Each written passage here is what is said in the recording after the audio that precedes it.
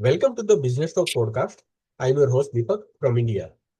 Today we have the privilege of welcoming Dr. Misty Heggeness as our distinguished guest on the podcast. Dr. Misty Heggeness is an associate professor in the School of Public Affairs and Administration and as an associate research scientist at the Institute for Policy and Social Research at the University of Kansas. With more than a decade of leadership experience in high impact research roles within the US federal government, she has contributed significantly to shaping national policy discussions. Her research examines poverty and inequality, gender economics, and the dynamics of the high skilled workforce. Dr. Misty's work has been featured in leading outlets including the New York Times, the Wall Street Journal, NPR, The Economist, and Science. In today's conversation, Dr. Misty Heggeness dives into the main ideas from her widely praised book, Swiftynomics, How Women Mastermind and Redefine Our Economy. Let's not keep you waiting. Please join me in welcoming Dr. Misty Heggeness to the conversation. Dr. Misty, we are deeply honored by your presence and grateful for your time with us today. Oh, thank you for having me. This is going to be lots of fun. Thank you. Professor, your book argues that women have always had economic power, even when their stories were invisible in data and history. How did this realization first crystallize for you, and what finally convinced you that it was time to name that reality as Swiftonomics? Yeah, it's a great question. I think, I grew up around a lot of women who were always busy doing something, um, whether in the house or, working for pay. And, I'm trained as an economist, and a lot of what the field of economics does is it focuses on the economic activity outside of our home.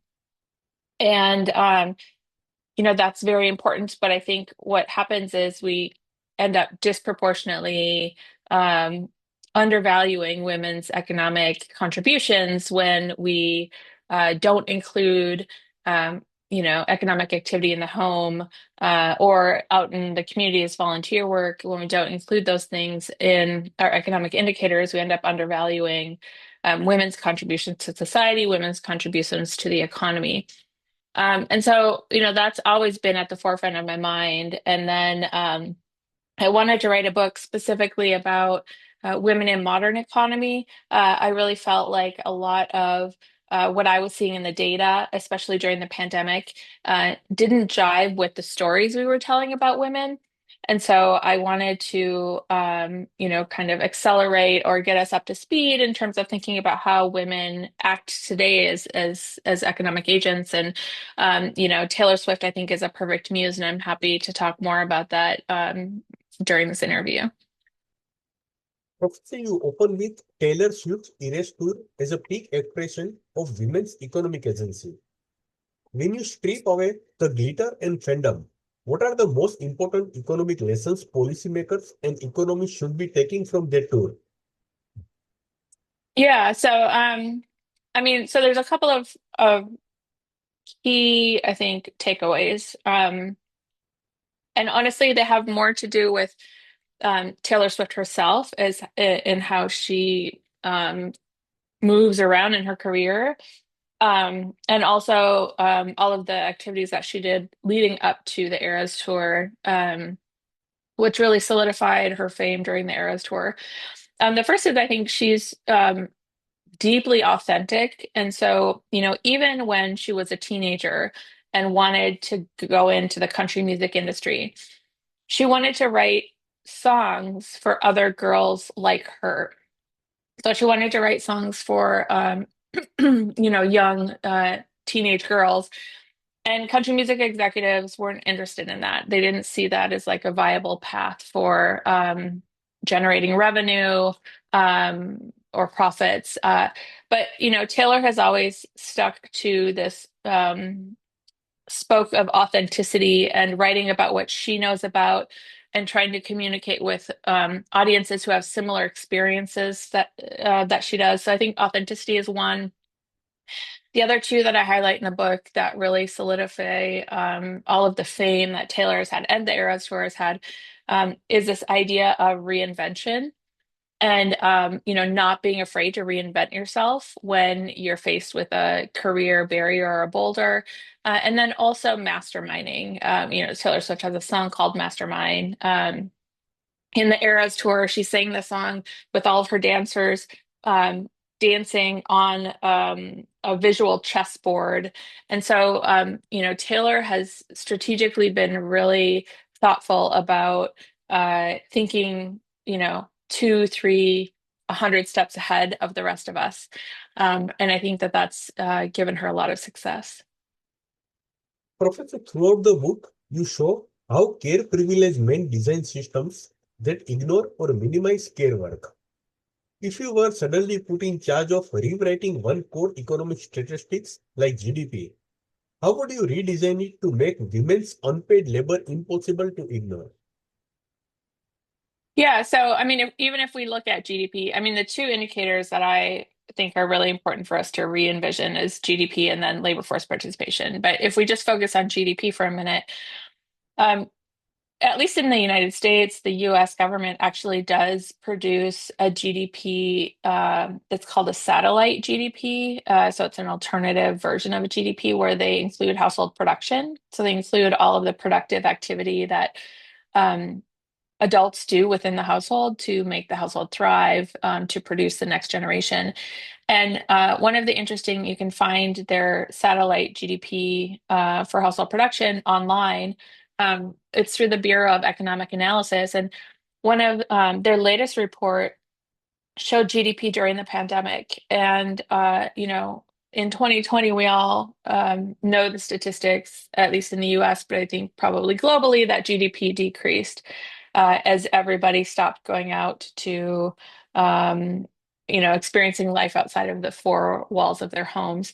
But if we include household production, GDP actually didn't decrease during the pandemic. And so what ended up happening is people switched from going out and cooking in a restaurant a meal for somebody else where they got a wage for that to cooking that meal inside of their home for their own families and for themselves.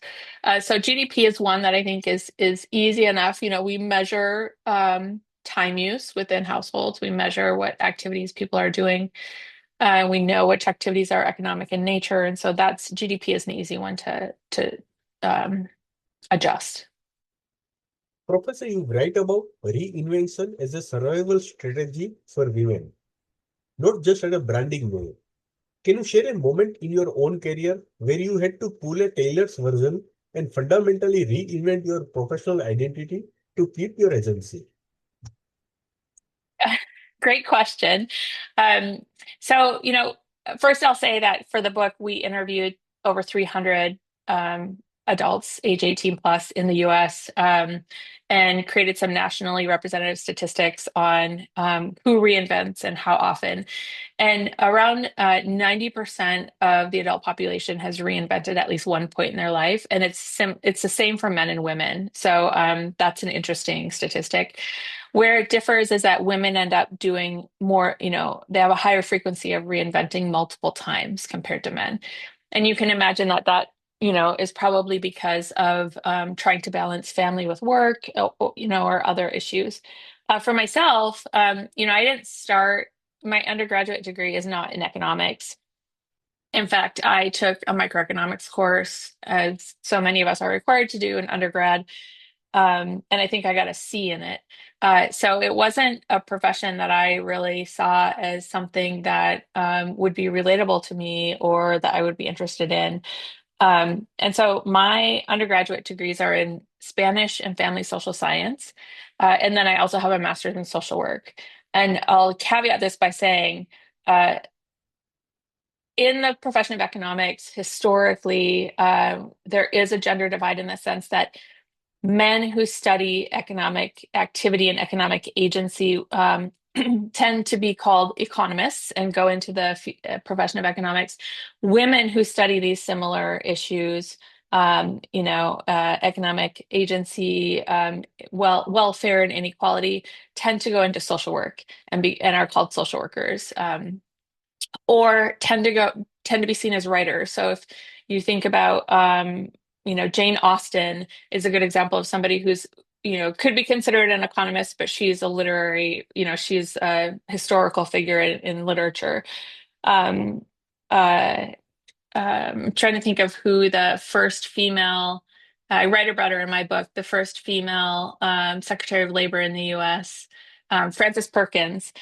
She was considered a social worker, but she's actually, if you were to look at her today and evaluate her, she's also an economist. So women economists historically have been siphoned into some other field. But I came to economics late in the game, and I ended up after I had my did my MSW. I worked as a planning analyst in a local government for multiple years, and then decided that I wanted to do more of my own independently led research, and that's what led me to my PhD. And the field of economics, I entered into it not because I was interested in economics per se, but the field of economics has some really good toolkits for doing causal analysis, for doing policy work. And so that's how I entered into economics. And, that was a big reinvention for me. And if you would have asked me, my younger self as a child, I would have never told you that I would become an economist as an adult. Very insightful. Professor, the stories of women like Frances Perkins, as you mentioned, Reba Harness, Idina Sequiller, Clara Bow, and Dolly Parton run through the book as economic case studies, not just biographical color. What connects these women analytically for you, and what do they reveal about how women create power inside systems not built for them? Yeah, so I mean, I was drawn to some of those women I was drawn to because Taylor Swift writes songs about them. And so that's, Clara Bow is an example of this. There's a book called Clara Bow, which is a great book. I encourage anyone to pick it up and read it. But Clara was a famous silent actress, one of the most famous silent actresses of her time in the early, in the 1920s. And she basically was very so the reason why I was drawn to her is because she was the first actor who was able to remove a clause in her agreement with the production company around there was these traditional clauses which I think still exist today, which is basically if you show up negatively in the press, if you have too many boyfriends or you're caught in some unfavorable position, then the production company has the right to kill your contract. And Clara was able to get that removed out of her contract. She was the first person to ever get that removed out of a Hollywood contract. And I think Taylor writes the song about Clara Bow because there's this theme there of identifying with women who have enough power and agency within a very male-dominated profession to be able to kind of buck the norm. And that's the common thread for all the women that I write about in this book. It's really that they are able to exist and, in fact, thrive and advance in professions that are, very male dominated. If you think about Frances Perkins, a couple of key factors that stick out about Frances is, she used to dress like an old lady. If you see pictures of her, she's dressed in like old lady garb, and in her 30s, she would do this. And she would say that, in policy circles, so she worked in a lot of policy circles in New York and then in DC, and she said that the way that she was able to influence the men around her was if she could mimic and look more like their mother than a girlfriend or a spouse, because the men would be more respectful with her because of the respect they have for their mothers. And then, Frances Perkins is also on record as saying that if she had a boss who was younger than her, she would lie about her age so as not to intimidate him. So she would say that she was younger than he was. So these are women who, all of these women are keenly aware of their environment and keenly aware of power dynamics, and have figured out paths to understanding the people around them who have more, at least societal power than they do, and figuring out how to use that to their advantage. And I think that, that's something that we can all learn from is when you're in a situation where you do have less power than those around you, whether it's a supervisor or whatever it is, trying to figure out, and you have a goal and maybe it's counter what that person's goal is, trying to figure out what are the mechanisms that you can use to get yourself closer to that goal. And I think all these women did that in a very savvy way, have done that in a very savvy way. Professor, you contrast the summer of the economic women, like Eras Tour, Barbie Renaissance, women's sports, with how Hollywood and traditional gatekeepers still reward male-centered stories. And what do you see as the deepest blind spot allied decision makers have about women's audiences and women's money? Well, I'll start by saying the starkest example for me does lead to when Taylor Swift started in her career as a teenager. I mean, she wanted to write and sing country music for other teenage girls. And I mentioned this already, but the music industry executives didn't see any value in that, didn't find any sort of, they weren't interested in that storyline. And so Taylor was offered a couple of contracts, like development contracts that she declined or she started on and then got out of, until she found somebody who was willing to invest in and believe in her passion and her path, which was again to write country music for other teenage girls. And I think if we learn anything about the power of or anything about the women's economic power today and the portions of the market that they're dominating, I think it would behoove us to follow Taylor Swift's story because not only was that very, that clearly turned out to be very lucrative for her.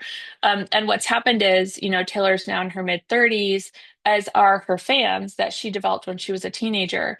And, women today, they have higher rates of education, at least, specifically to the US, but I think this is also global. Um, Women have higher levels of educational attainment today than they ever have in the past. There's less overt like sexism and racism and discrimination in the office place than historically there has been, although it clearly still exists. It's not as blatant as the past. Women's pasts aren't as restricted as they have been in the past. And so women are eventually climbing up, ladders as managers and leaders and acquiring more income, acquiring more resources directly for themselves. This is also at the same time as, marriage and birth rates are plummeting. And so women have more economic capital that they're using to purchase things that give them joy, things that make them happy. And tickets to an Eras Tour concert is one thing that tends to, clearly demonstrated through the data has tended to give people lots of joy. And so, um, I think if we're going to continue to value women's economic contributions, we're only, companies that do that are only shooting themselves in the foot, because it's clear through this huge success of Taylor and the huge success and explosion of women's sports in the U.S. today. There's been lots of competitions where ticket sales for women have outpaced ticket sales for men's sports. And so I think, the wisest strategy here is to really recognize this shift in dynamic, shift in consumer power, and those who tap into it, like Taylor has been, will most likely be pretty lucrative. Professor, a big theme in the book is intergenerational transmission, how grandmothers and mothers quietly shape daughters' economic expectations. If you were designing a policy or workplace practice explicitly around those hidden generational dynamics, what would it look like? Um, so, I mean, I think the intergenerational aspect for me is really important because when I think about how women thrive, lots of times, in an environment at least outside of our homes, that might not be extremely supportive of us. One of the ways in which women continue to thrive in that environment does have to do with intergenerational support. Again, you can look at Taylor Swift and the support she has from her mother, the support she had from her grandmother, who was an opera singer. Um, and so, I think if we're thinking about policies that really, and there's another aspect to this too, in that, we have an aging society. Aging in the US is extremely expensive, especially once your health starts to fail and you need additional support. It's usually female caregivers of the family who end up providing a lot of informal support until that's no longer enough. And so there's a lot of ways in which our lives are inherently intergenerational, not only in our homes, but also in the workplace. We need younger generations to come in and get trained so that they can replenish older generations. So everything about the way that we live, both in society and the way that the economy works, has an intergenerational aspect. And so thinking about policies that really help us frame and support the kind of life cycle, or the way in which our productivity as humans is distributed, right? So when we're really young and we're infants and children, we need, support and help and guidance. And also when we're really old, and then in the middle, that's supposed to be our most productive areas. And if the people in the middle aren't able to be really harness economic productivity in their workplace and in their jobs, because they're caring for the people on the extremes, either the children or the aging, that's going to stifle economic growth. That's going to stifle our ability to really, be the best society that we can, to be the most productive, to grow economically in the best way. And so, any type of social policy or public policy that supports an infrastructure around care and caregiving, I think, is essential and critical in today's economy. Dr. Misty, you argue that the problem is not just gender inequality at work, but also gender inequality at home. Who actually does the invisible care work? What are one or two concrete household level changes you wish every listener would try after reading Swiftynomics? That's a great question. Um, Yeah, so I mean, one of the things that I argue in the book is that, and I mentioned this already, but we've done a lot with public policy, and the civil rights era in the US did a lot in the US in terms of reducing um, a lot of really um, obvious discrimination in the workplace, in schools, in the systems outside of our home. But we haven't really done anything from a policy perspective or otherwise to really try to mitigate some of the inequalities within our homes. And so I think as we move forward and we think about gender in the economy, and we think about the gendered wage gap. Why does the gendered wage gap exist? It's really, if you look at young people in their 20s, men and women without kids, there's really no gender wage gap anymore for them. It's like women earn 97 cents to the dollar for men. Where the gender wage gap really comes in is once women start having children, or women and men start having children, and so, and then that's at the same point when a lot of our ingrained kind of unconscious or subconscious gender divisions of work in the household also start to appear pretty strongly. So I think if we're going to do anything to reduce the gender wage gap any more than it already is, if we're going to focus on what can we do moving forward to continue to kind of combat this and to make our family lives more livable and enjoyable for all, we really do need to figure out ways that we can infuse gender equity into the household. And so, part of that is, more equity among picking up some of the tasks in the household, like, grocery shopping, cooking meals, washing clothes, taking care of children, cleaning the house.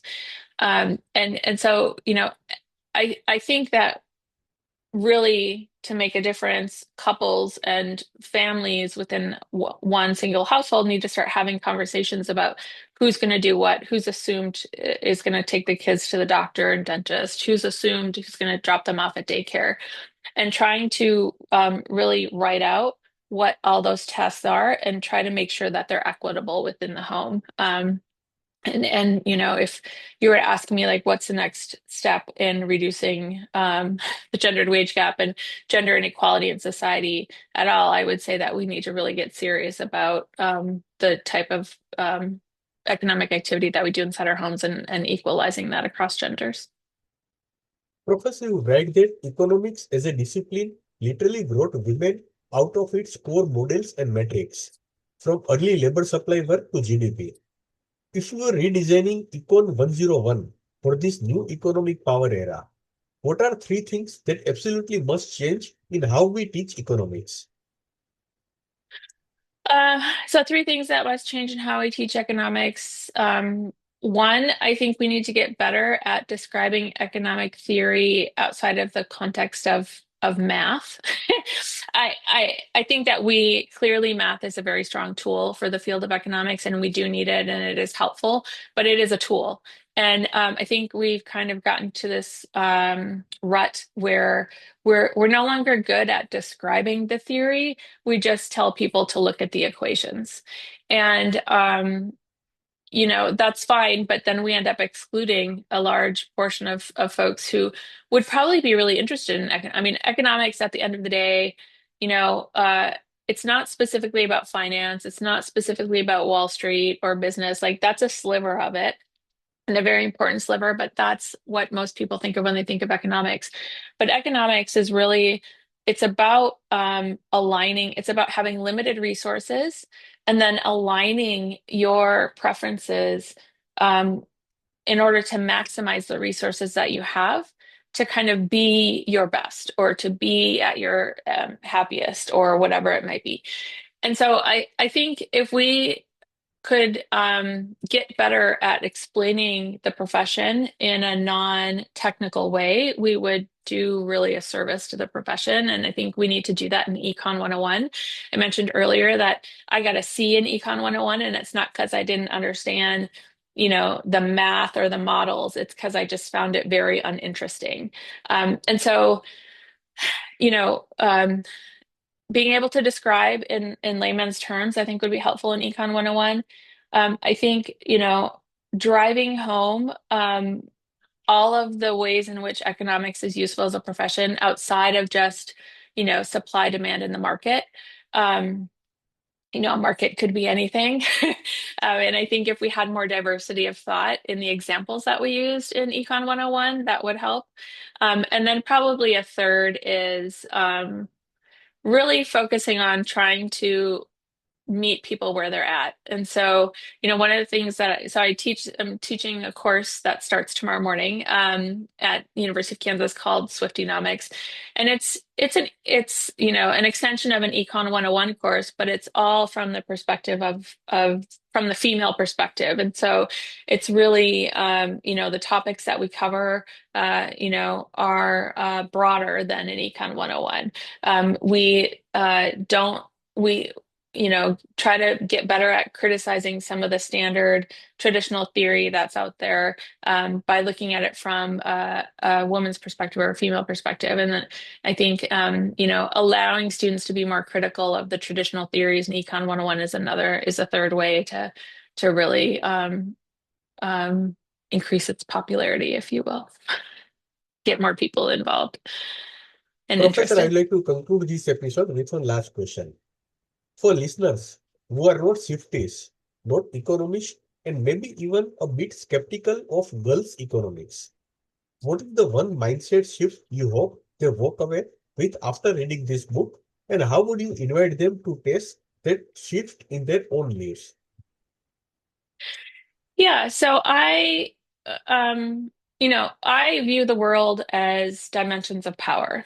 And, we all come into our families, we come into our jobs, we come into our communities, um, with some sort of assumed status by society, right? Assumed power status. And it's either higher or lower, it's often implicit.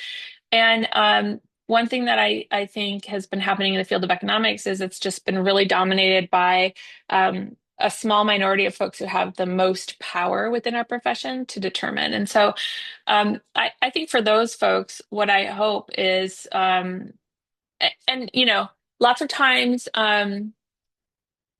when you have a certain level of power, it's really hard to see that you have it because everything just is either coming easier for you or, you know, constraints are pulled away. And so you don't see the constraints that other people have. And so I think one of the best things that people in this level of kind of, you know, top of the line or extreme power can do is to just really listen and to not react and to try to